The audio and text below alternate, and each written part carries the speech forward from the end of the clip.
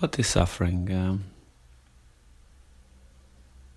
As Buddha said it when he started his teachings, he started very bluntly, and he said there is suffering, and that was something that where he started, and he did not go around trying to tell people this is good or how you want to do it or what you have to look at and try to avoid it. And he went very directly. There is suffering in the world. And that's the teachings. Buddhism is all about suffering. And why is suffering at the forefront? It's because we look at it when something that is, we look for answers. We look for ways. How can we ending? And that's why when that starts like that, and people are courageous enough to look deeply inside and say, hey, indeed, there is suffering in here. There is suffering in everything.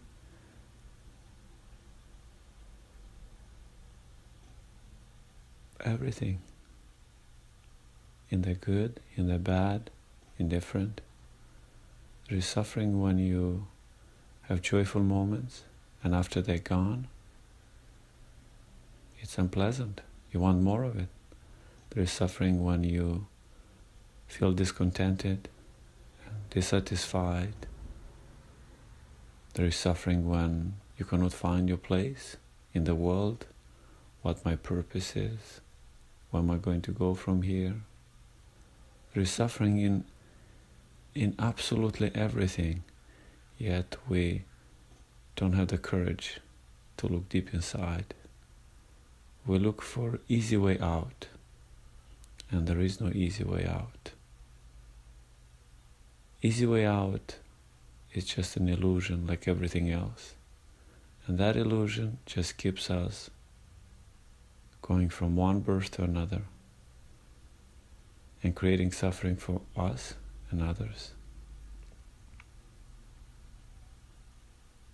It can be realized, it can be understood through a lot of dedication, through a lot of passion, through a lot of not being contented with things the way they are when you go through the training. As you start getting some clarity, you will understand things, and then things will be let go. But at first, you turn every rock there is, internally and externally. You do not leave anything not study, not examine, not understood. And when I mean study, is not studying the books. It's studying your own being, how you are, who you are, asking the questions. And how do you do that? It's through a simple method that has been known for a long time. And Gautama Buddha taught us is meditation. Meditation is a very simple act of just watching your breathing, contemplating, using whatever instruction you're given by a teacher, and you meditate. You meditate day and night. You meditate in every position, standing, walking, sitting, laying down, eating, washing dishes, talking to a friend. You're aware, you have this mindfulness that is always there. And a simple act of stopping your tendency of whatever the mind is inclined to do, that's how you liberate your mind. That's how you find the peace in life. Because as you will notice, slowly your tendency will diminish, whatever they are. Your lust, your anger, your hate, your desires, your sleepiness, your doubt, your restlessness, whatever the case may be, you will notice pretty quickly that that's what the mind is doing. It's just flowing. And we get attached to it. We get attached to those thoughts and we say, oh, how can I be that bad? How can I be like that? The biggest enemy is ourselves. It's ourselves that gets us in trouble. It's not the world around us. It's us. It's every individual inside. When you look deeply, you'll realize that the world is within you. You create that world every moment, and that world gets created over and over and over and over again. And your karmic dispositions will dictate to how you are, who you are in this world, rich, poor, smart, stupid, prideful, low self-esteem, genius, whatever the case may be. That very thing you are, it's karma. And karma is so profound, it's so deep, it's very difficult to understand. And that's why we say, I don't deserve this. I'm a good person. Why have these thoughts? Or, I deserve more money. I work hard. How come my neighbor has it and I don't? All of these are your karmic past. And the good news is, it doesn't have to be like this. When you meditate, you change that. Karma from the past is there. You will not be able to change that. It is what it is. You've done it, that's it. Finito, basta. Hasta la vista, baby. No more there. And it's going to come in this life or next one. However, at the present moment, the very simple present moment is what creates the future. When you change those tendencies in the present moment, the future is going to change.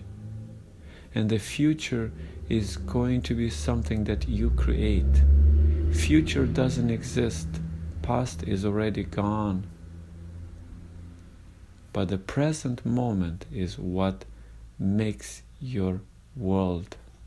The present moment, this beautiful present moment, whatever it is, and notice it, cherish it, embrace it.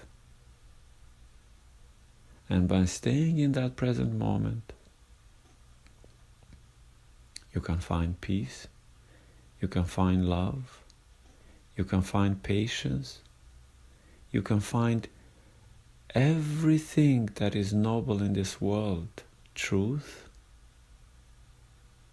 kindness, equanimity,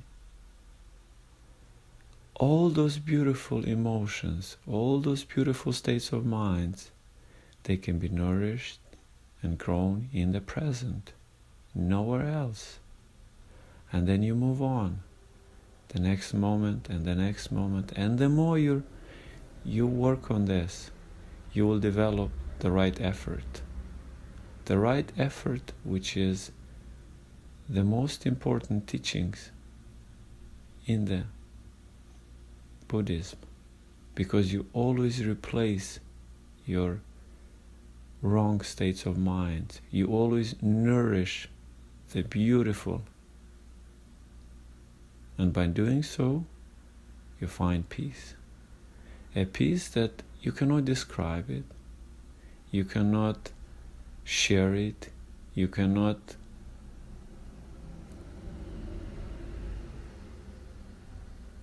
talk too much about it. It's a feeling. It's a feeling very deep inside, and you're contented with absolutely everything that comes your way. Pain in your knee, death of a loved one, an angry moment in a traffic, or a restless situation when you can't wait to get your prize. Whatever that is, you are in the moment.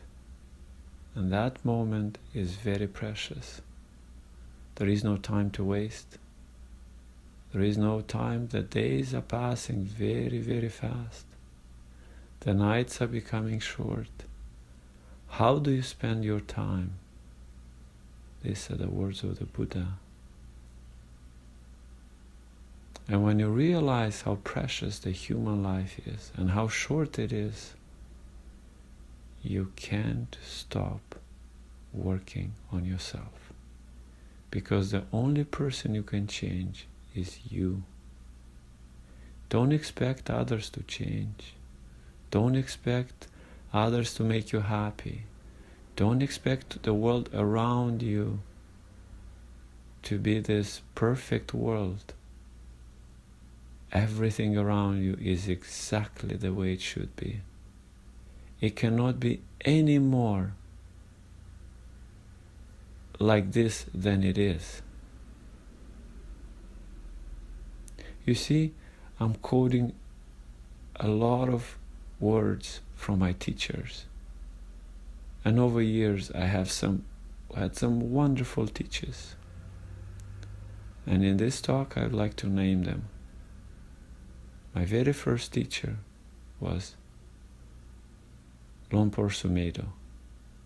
His teachings were so close to my heart that at first I was listening a lot of Dhamma talks.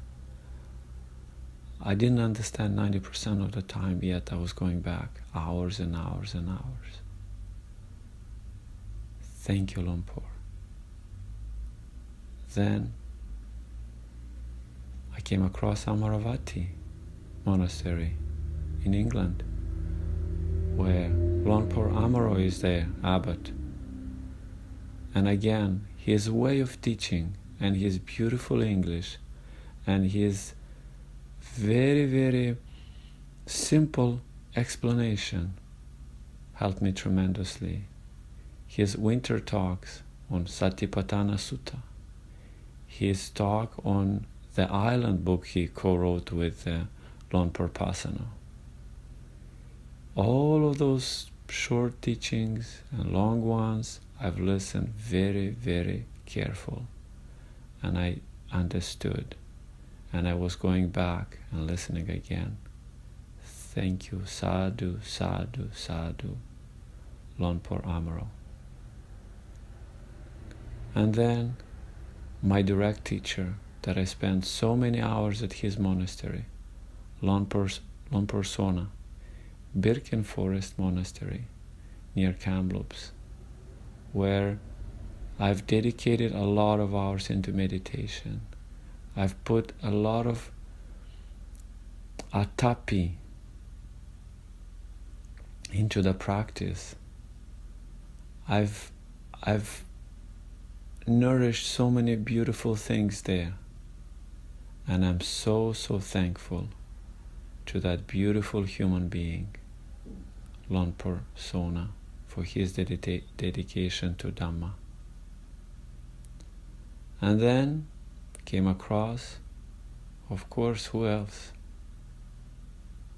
Luang Brahm, an unbelievable teacher. I admire you, Luang, for what you've done with the nuns' ordination, and I'll help you with that. We need to have nuns ordained. We need to have nuns in the order equally as bhikkhus, the way that Buddha created the order. All those rules have to be reinstated in Thailand, in Sri Lanka, in places where it's so conservative and it's so misunderstood in this 21st century. We have to change that. And I thank you, Luang Brahm, for your effort, and we will meet one day. I admire your courage. Luang Sucito, a monk, such a frugal monk that I watched a few YouTube videos and it was enough to see his dedication. Luang Pasanno, that beautiful and soft speaking, how much effort and how much atapi you put into practice in Thailand, in USA, and you're coming to Birken, and we will meet in February when I'll be there during gathering of Upasakas, which all these teachers and many, many more. Another one I want to name is an yogi, Dada, from Russia. And he showed me again a different side of spirituality. Dada Sadananda. He lives in Barnaul, Russia. And I will go and see him. His teachings are very profound on metta, on loving kindness. All there is love. That's a mantra that he is practicing with his disciples. And he taught me yoga. He taught me way of life and many beautiful things. These are just some of the teachers I came across. Yeah, there are so many. And so much can be said about your teachers, your parents, your loved ones, your friends, people that you don't know. All of those are your teachers. Like Ajahn Chah, my venerable father, said, whatever irritates you, whatever troubles you, that is your teacher.